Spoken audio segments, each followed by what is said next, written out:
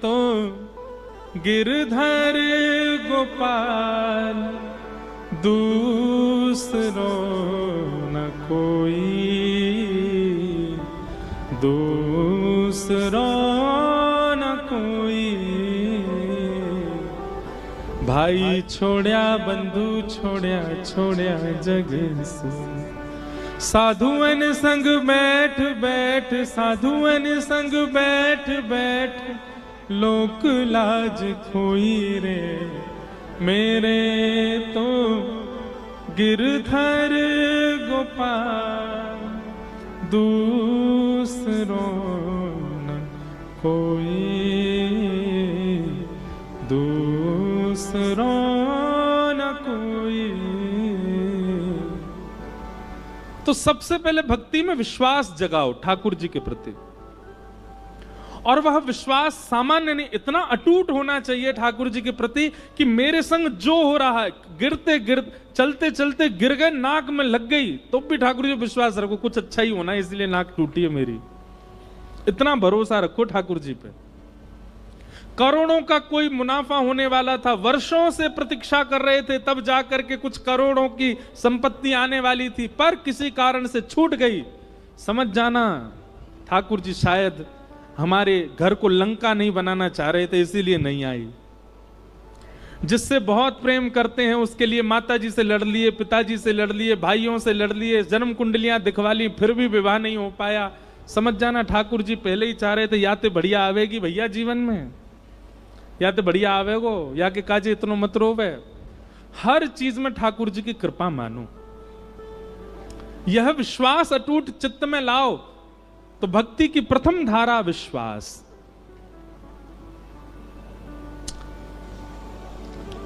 पूज्य मलुकपीठ वाले महाराज जी कथा हम चलते फिरते सुनते रहते हैं, कुछ ना कुछ नवीन भाव मिलता है। आप एक दिन कथा में श्री मलुकदास जी का चरित्र बता रहे थे, और उस चरित्र में एक बहुत सुंदर कथा सुनाई, बहुत ध्यान से सुनना। महाराज जी सुना रहे थे कि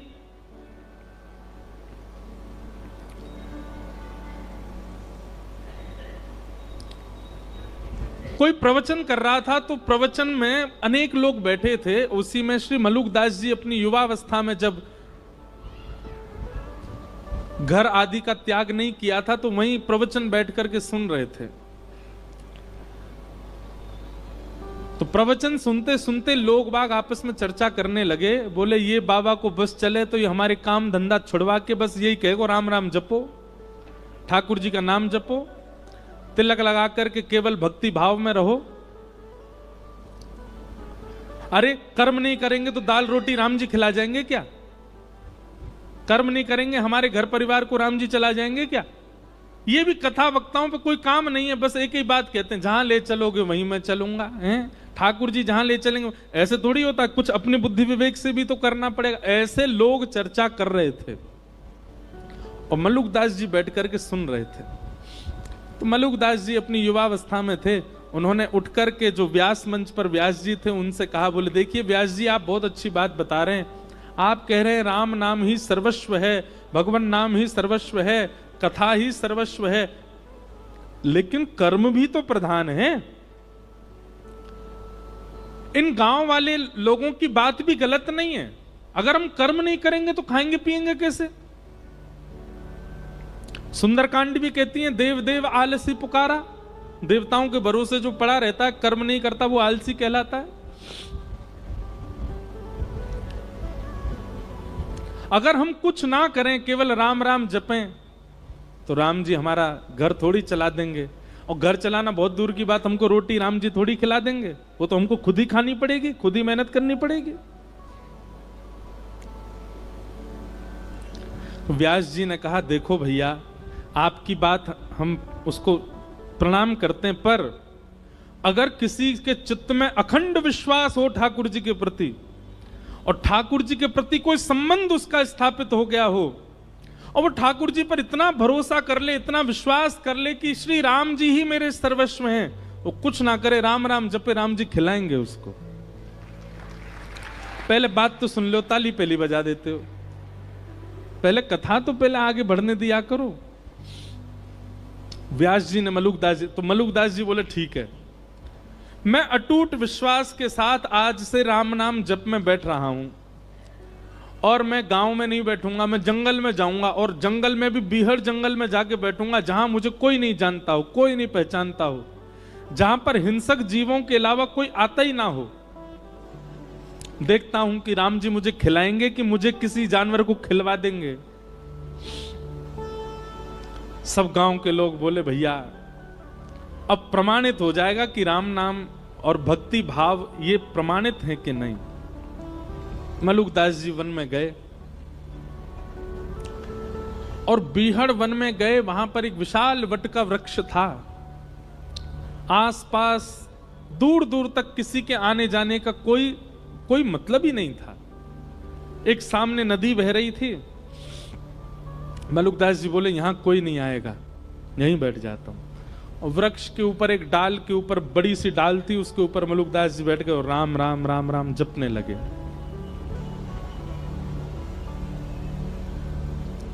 आप राम नाम का जप कर रहे थे, मन में अनंत विश्वास था राम जी के प्रति कि श्री राम जी सब भक्तों पर अनुग्रह करते हैं, मुझे भी श्री राम जी अनुग्रहित करेंगे। इस विश्वास के साथ राम नाम जपने लगे। आपका राम नाम जप चल रहा था, घंटों तक राम नाम जप चलता रहा। तभी कुछ यात्री घोड़ा पे बैठ करके वहां से निकलने लगे। आप लोगों ने विचार किया ये स्थान तो बहुत बढ़िया है, बढ़िया नदी भी बह रही है और यहां दूर दूर तक कोई है भी नहीं, यहीं स्नान करते हैं और फिर बढ़िया जो भोजन लेके आए यहीं पाएंगे प्रेम से। यात्री जन अपने घोड़े से उतर गए, नदी में स्नान आदि करके जैसे ही अपना भोजन आदि सब उन्होंने खोला, इतने में ही डाकू और डकैतों ने वहां आने लगे। उनके घोड़ों की नालों की आवाज आने लगी। तो जितने यात्री थे उन सब ने विचार किया, बोले भैया बड़े बड़े डाकू आ रहे हैं, ये सब हमको मार देंगे, सब हमारा सर्वनाश, जल्दी भागो यहां से। सारे यात्री अपना भोजन पानी वहीं छोड़ छाड़ करके भाग गए। डाकू आए, डाकुओं ने आकर के देखा कि महाराज सुंदर सुंदर रबड़ी, सुंदर मिष्ठान, सुंदर 56 भोग और रोटी आदि सब वहां खुली रखी है। डाकू के साथ जितने लोग थे सबने कहा सरदार जी आज तो कुछ बनाना ही नहीं पड़ेगा, आज तो देखो ठाकुर जी ने बढ़िया व्यवस्था करी है, 56 भोग यहीं लगे लगाए मिल गए हम लोगों को। अब तो आज तो यहीं रोटी पाएंगे, यहीं लड्डू उड़ाएंगे, यहीं प्रेम से रबड़ी पाएंगे और इसी से ही आनंद होएगा आज तो।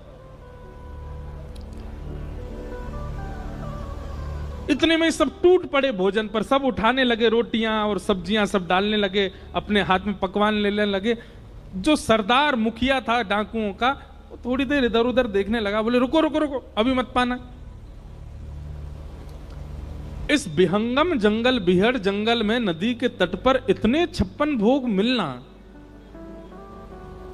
पहली बात तो इसमें यह सत्य है कि भगवान ने कोई अनुग्रह करके हमारे लिए व्यवस्था करवा दी। लेकिन दूसरी बात एक और हो सकती है, क्या हमको कम से कम 5 राज्यों के राजा ढूंढ रहे हैं, कहीं ऐसा तो नहीं उन लोगों को हमारा यहां आना पता हो और ये सारे व्यंजनों में विष डाल करके उन्होंने यहां पर ये व्यंजन रख दिए हो, और कहीं हमने ये पाए और हम पाकर के विष के नशे में आ गए, मूर्छित हो गए, मृत्यु हो गई, तो वो 5 राज्यों के राजा जो हमको ढूंढ रहे हैं वो हमको ले जाएंगे यहां से, उनका तो काम हो जाएगा, कोई नहीं खाएगा, नीचे रखो इसको। संग वाले बोले महाराज बहुत दिन से रबड़ी नहीं पाई, देखो गुलाब जामुन नहीं पाई, खान देने बोले नहीं नहीं नहीं नहीं हम ऐसे नहीं खा सकते। एक काम करो, अपनी टोली से बाहर का जो हो, जो हमारी टोली से बाहर का ऐसा कोई राह चलता मिल जाए उसको पकड़ लाओ, उसको पहले खिलाओ, उसको खिला करके देखेंगे अगर इसमें विष हुआ मर जाएगा, पता चल जाएगा, नहीं हुआ तो हम भी पालेंगे। सब ढूंढने लगे लेकिन दूर दूर तक तो जंगल कुछ मिले ही नहीं। तभी सरदार की नजर गई, पेड़ के ऊपर श्री मलुकदास जी बैठे थे, राम राम राम राम राम राम जप रहे थे। तुरंत उसने, अरे देखो ये बैठा अब ऊपर भगत, इसी ने विष में ला करके सारा भोजन नीचे, पकड़ के लाओ उसको नीचे। ऊपर चढ़ गए, मलुकदास जी को पकड़ के नीचे ले आए। मलुकदास जी बोले भैया क्या कर रहे हो? बोले हाथ पांव बांधो इसके, और हाथ पांव बांध करके इसको सारा भोजन खिलाओ। मलुकदास जी मनी मन विचार कर रहे थे, मैंने तो कहा था राम जी खिलाने आएंगे, पर ये तो डांकू खिलाने आया। मलुकदास जी ने मुंह बंद कर लिया, मैं नहीं खाऊंगा, मैं नहीं। तभी सरदार उतरा अपने घोड़े पे से, और मलुकदास जी का मुंह इतनी जोर से पकड़ा, बोले खाएगा कैसे नहीं, ठूस ठूस के खिलाओ इसको। और सबरे लड्डू ले, गुलाब जामुन ले, रबड़ी ले, पकवान ले ले करके मलुकदास जी को खिलाए। मलुकदास जी के नेत्र सजल हो गए। बोले जय हो राघव जी, जय हो मेरे राम जी। मैंने आपसे क्या प्रार्थना की?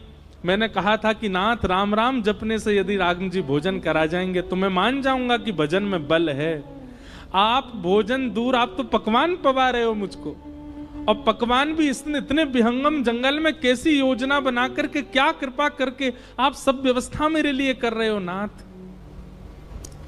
उस दिन श्री मलुकदास जी का निष्ठा हो गई, विश्वास हो गया नाम में, और उसी दिन बस निकल पड़े, श्री राम नाम के आश्रय पर ही निकल गए, और हमारे भारत भूमि को एक अद्भुत संत प्राप्त हुए, मलुकदास जी महाराज। और उन्होंने एक पद लिखा, बहुत पद हैं मलुकदास जी के, एक पद लिखा, भाई नाही बंधु नाही कुटुंब कबीलो नाही, ऐसो कोई मित्र नाही, जासो कछु लीजे, दीन बंधु दीनानाथ, मेरी सुध लीजे, दीन बंधु दीन। कहता मलुकदास छोड़ दे वीरानी आश, कहता मलुकदास छोड़ दे वीरानी आश। मलुकदास जी कह रहे हैं दूसरों से आशा छोड़ दो, किसी से आशा मत रखो, आशा ही परमम दुखम। अरे खुद से भी कोई आशा मत रखो। कहता मलुकदास छोड़ दे वीरानी आश, कहता मलुकदास छोड़ दे वीरानी आश। तो फिर कहां जाएं किसी से आशा ना रखें तो? तब मलुकदास जी कहते हैं साचो नाम तेरो दाता, साचो नाम तेरो दाता, साचो नाम तेरो दाता, साचो नाम तेरो दाता, और किसको लीजिए दीन बंधु दीनानाथ, मेरी सुध लीजिए, दीन बंधु।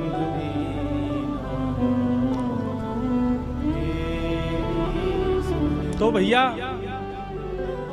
तीन बातों की गांठ मान लीजिए। सबसे पहला विश्वास, ठाकुर जी के प्रति इतना अटूट भरोसा कर लो कि बस अब उतना विश्वास किसी पे है ही नहीं, बस ठाकुर जी सर्वस्व हैं। मेरे संग जो हो रहा है, मेरे परिवार के साथ जो हो रहा है, वो सब ठाकुर जी मेरी श्रेष्ठता के लिए कर रहे हैं। मेरे पैर में चोट लगी, मुझे घाटा हुआ, मेरा ये छूट गया, मुझे ये मिल गया, कोई भलाई होगी मेरी। आप विश्वास मानिएगा, जिस दिन आप इतना विश्वास भरोसा ठाकुर जी पर कर लेते हैं ना, तो गलत और अच्छा ठाकुर जी नहीं करते हमारे साथ। पर जब हम हर क्रिया को ठाकुर जी की प्रसाद समझने लग जाते हैं, तो ठाकुर जी की दृष्टि पड़ती है, देखो कुछ भी हो रहा है इसके साथ, लेकिन ये फिर भी यही मानता है कि मेरी कृपा है। तब ठाकुर जी अनुग्रह करते हैं, दृष्टि भर के देख लेते हैं और सब मंगल होने लग जाता है।